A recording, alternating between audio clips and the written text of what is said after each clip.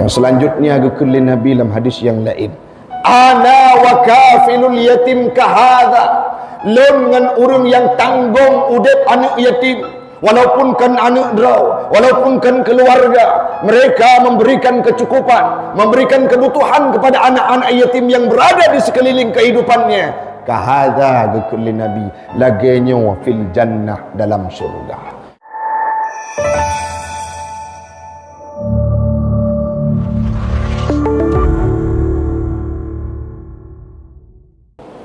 Amma ba'du fa ya ibadallah, ittaqullaha haqqa tuqatih wa la tamutunna illa wa antum muslimun.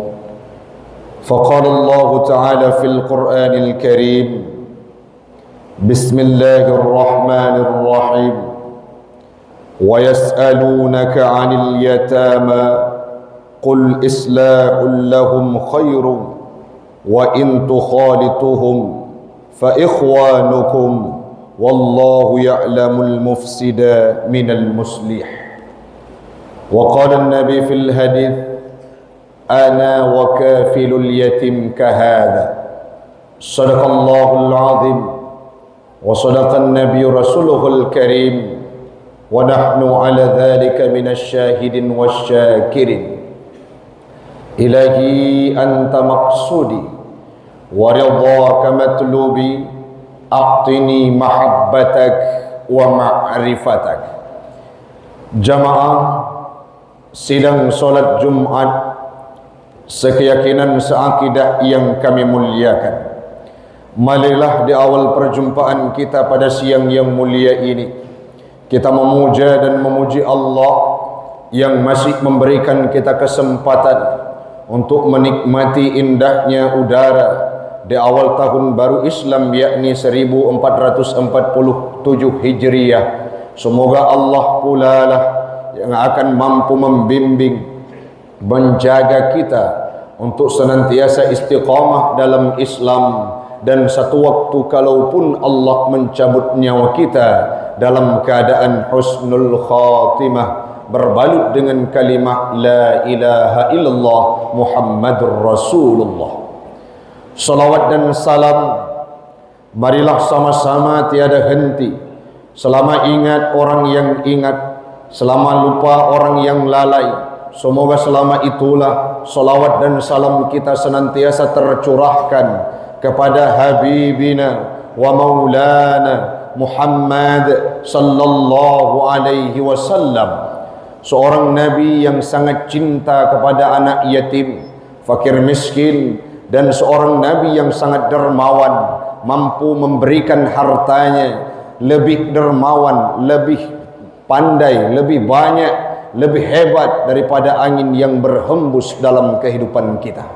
Salawat dan salam kepada al dan sahabat beliau sekalian, alim ulama mutaqaddimin dan mutaakhirin yang muktabar kedua-duanya, yang kita hormati bersama Abu Raja selaku Imam Syekh Masjid Khalifah Ibrahim yang kita cintai ini, Walid selaku guru kita bersama, para guru, seluruh jamaah yang tidak mungkin disebutkan namanya satu persatu. Insya Allah semuanya kita akan dimuliakan oleh Allah Subhanahu wa ta'ala. Berkumpul kita di pagi siang yang mulia ini, semoga satu waktu Allah kumpulkan kita kelak di yaumil qiyamah dalam surganya Allah. Amin, amin ya rabbal alamin. Jamaah sekalian, Allah berpesan dalam Al-Quran, wa yas'alunaka 'anil yatama, ditanyakan kepadamu terhadap anak-anak yatim. Katakanlah wahai Muhammad, qul islahul lahum khairun, buat baiklah kepada mereka dan itu merupakan perkara dan pekerjaan yang baik. Wa in tukhalituhum fa ikhwanukum, seandainya mereka bergaul, seandainya mereka bergabung, seandainya mereka hidup di kalangan dan di tengah kalian semua, fa ikhwanukum, maka mereka adalah saudara-saudara kalian semua.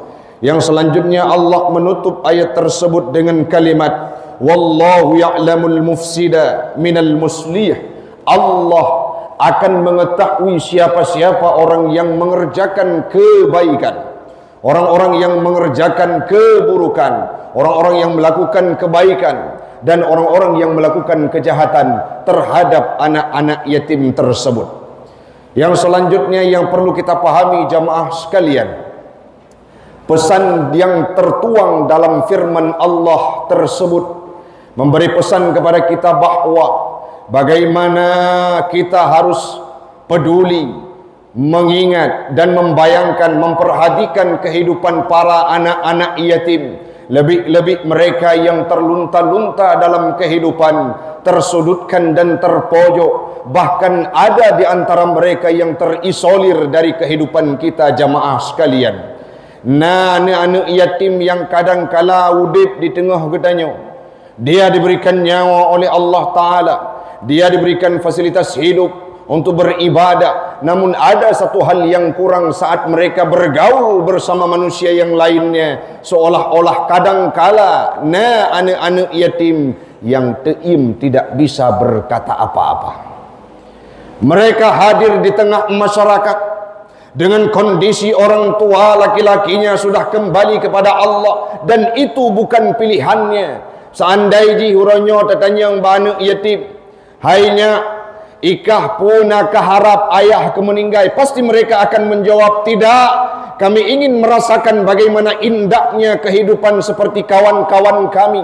Lagi ngen kamu pulang mereka saat lebaran, pulang mereka saat hari raya Aidil Adha dan Aidil Fitri, berjumpa dengan orang tuanya, digotong tubuhnya, gepemuen dengan sukaria dan sukacita.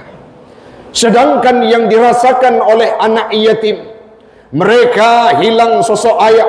Bahkan sering dan kerap yang kita temukan saat hari-hari besar Islam, lebih-lebih seperti yang kita rasakan ini, yaitu 1 Muharram merupakan tahun baru Islam, di mana orang senang dengan pawai-pawai terhadap memunculkan syariat Islam. Namun apa yang dirasakan oleh anak yatim?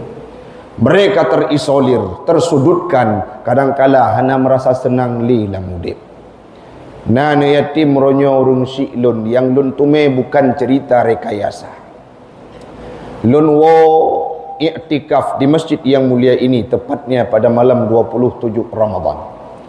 Roh lun tuan bak simpang bulu, lerempok si rawanek mit di dua bak sagau binek jalan, jempoh si tengah 5. Lun tuan puto lun tuan tanya, pakan nek hana tawa lemu rumah tengku, hanapa lun puau rumah ayah lun meninggal, mak gem keluarga ngan urang yang lain, ciban udip kata lun tinggai sidro yang agam dan kakak dan adik yang ubud.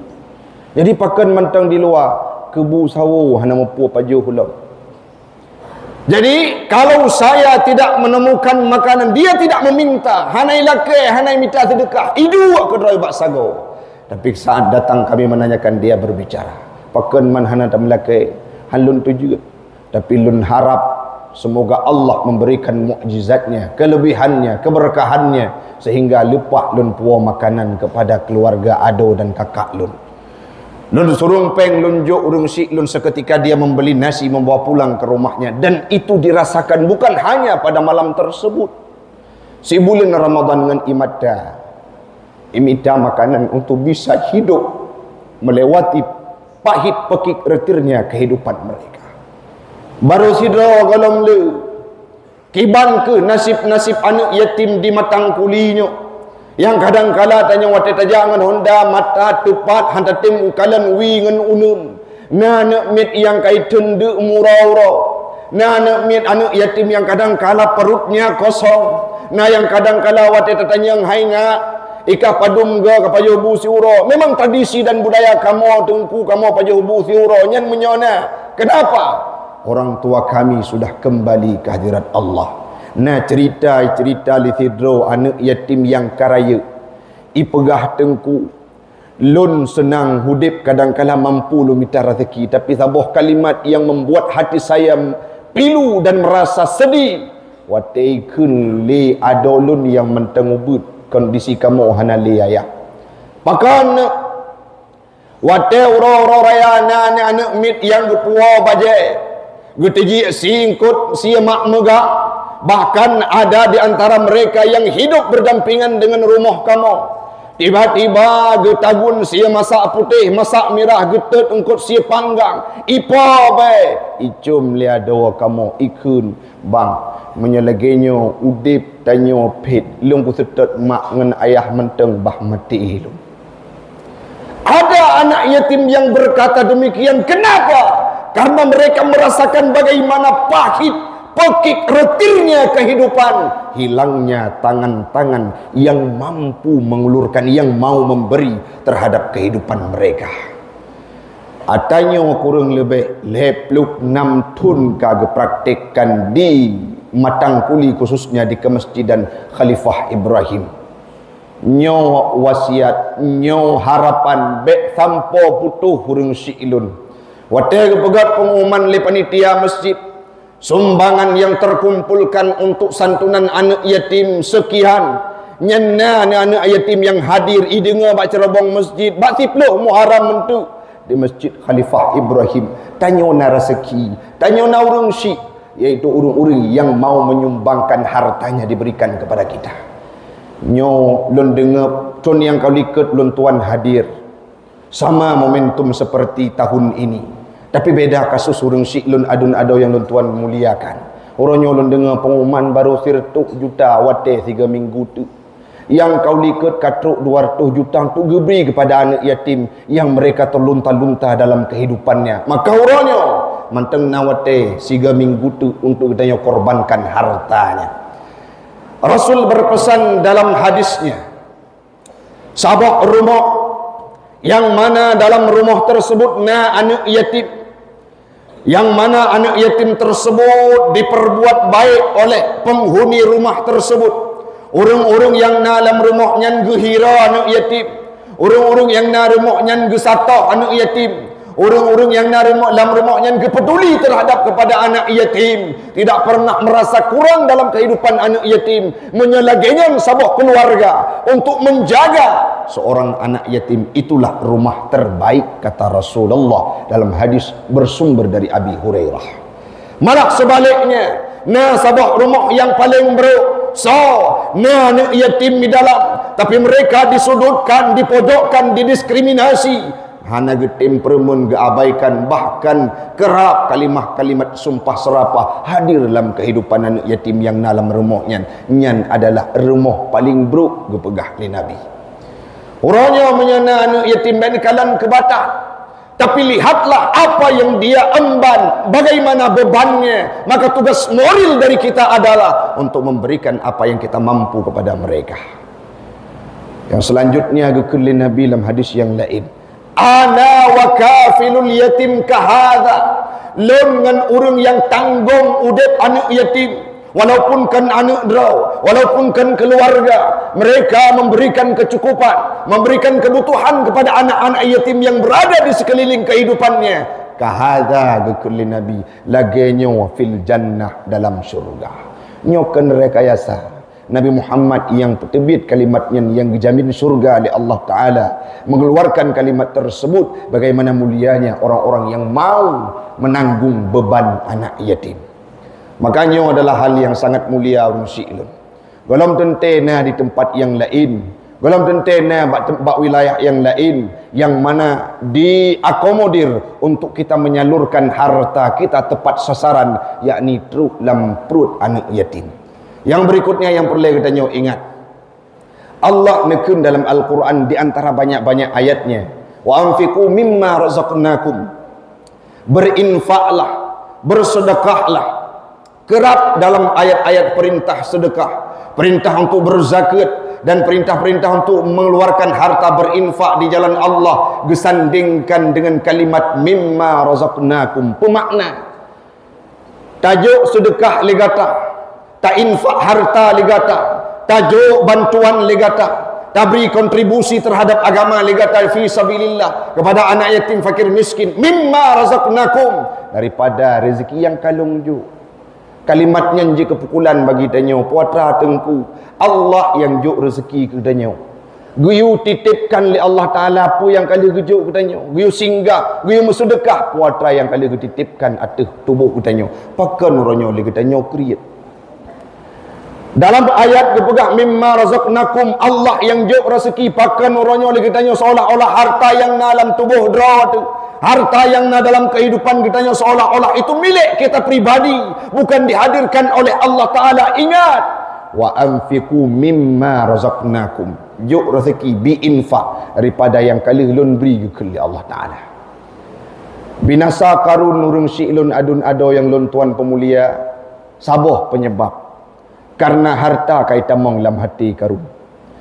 Binasa urung yang lain yang na harta.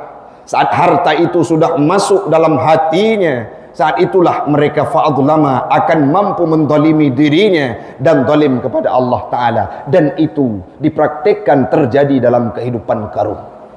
Watehana harta jamun lake giyu didik giyu perno drog daripada Nabi Allah Musa.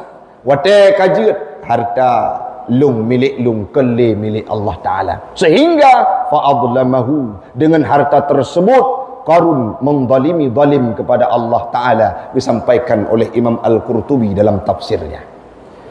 Yang selanjutnya hari ini perlu kita pahami, legetanya Bu Udit lagi contoh tukang parkir.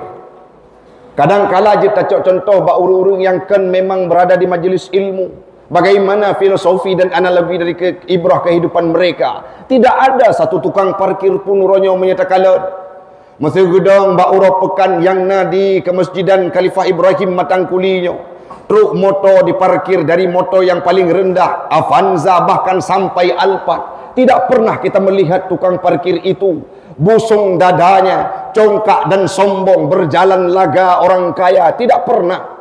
Hanya merasa. Yang selanjutnya saat mobil-mobil tadi, kenderaan yang hebat tadi diambil satu persatu, mereka pun tidak bersedih, tidak meneteskan air mata. Kenapa? Satu konsep utama, harta tersebut dititipkan ke milik lu. Uronyo na urang watena harta gada harta gukli gemo bao gejak bakutika. Sedangkan harta itu padahal adalah milik Allah Ta'ala yang dititipkan kepada kita. Apa tujuan dititipkan harta? Ngen hartanya tanya bertamang surga. Wa anfiqu mimma razaqnakum. Salah satu tempat untuk kita berikan sedekah, kita berinfak yang paling utama, yang paling prioritas adalah memberikan santunan kepada anak yatim. Yakin urang syi'lun, doa waknyan mandum mustajabah. Doa anak yatim yang langsung diterima oleh Allah Ta'ala karena terus dari hati yang paling insuh terhadap apa yang sudah kita berikan pada 10 Muharram nantinya di masjid yang mulia ini. Sampai tanya menjadi pribadi lagi saklabah yang kita terhadap harta watai kali watai menteng paneng gukun bak Nabi ya Rasulullah. Lun laki izin untuk lun hanalun muzikir, hanalun jalajud ibadah ngan drone pakon harus lun wow tikre ijakrung bagi dua ngan promo lun. Singkat cerita menanlah.